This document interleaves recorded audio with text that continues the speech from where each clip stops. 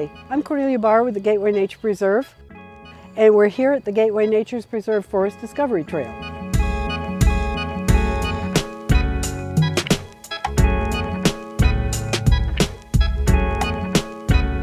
Gateway Nature Preserve is a 19-acre site next to Washington Park. The Forest Discovery Trail itself, it consists of 2 loops, a lower trail that is stroller accessible.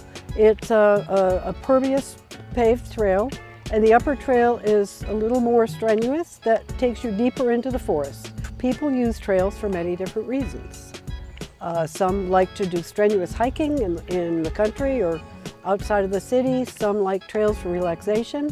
At the Gateway Nature Preserve, our focus of the trails is connecting people with nature and wildlife habitat. Now I'm going to take you along the trail and see what we have here.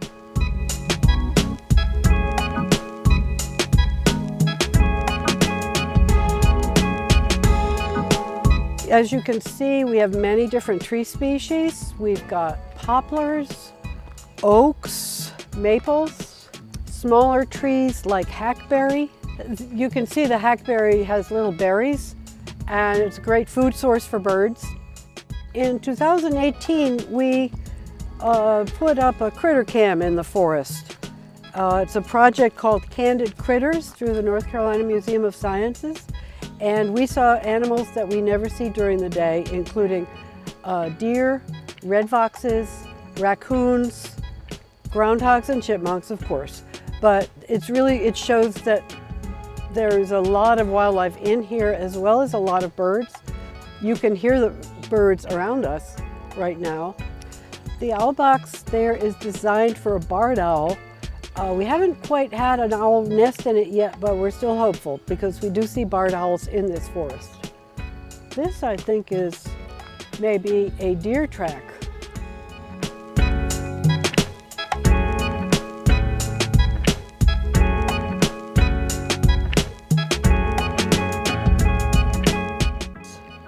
And this is ironwood. Ironwood's another native tree with very hard, sort of muscular looking bark. Now this is a shagbark hickory. You can see how flaky the bark is. And hickories are a very important food source. They provide very nutritious nuts for squirrels and other wildlife. Beech trees have a really good wood for building and other purposes. They also produce beech nuts that animals can use. This is a pretty nice one. I think that's a little baby ash tree. The wood of ash is used for baseball bats. And of course, one thing that you see in forests is poison ivy. Leaves of 3, let me be, or beware of me.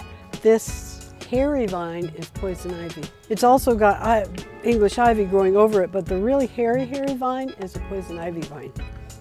Whenever you see those hairy vines, leave them alone.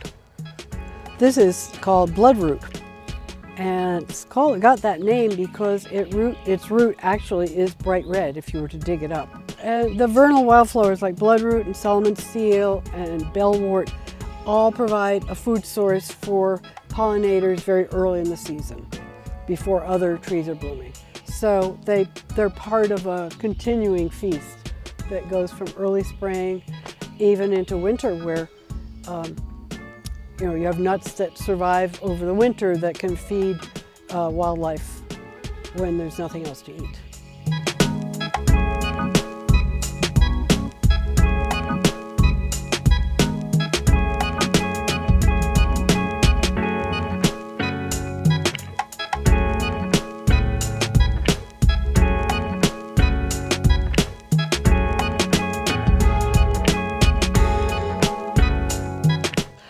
The construction of the Forest Discovery Trail was funded by several generous donations.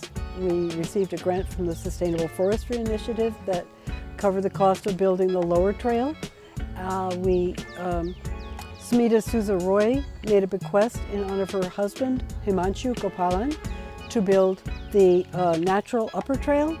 And we also received a grant from Wells Fargo Foundation to cover the cost of developing interpretive signage that will link to our website with deeper more developed educational resources.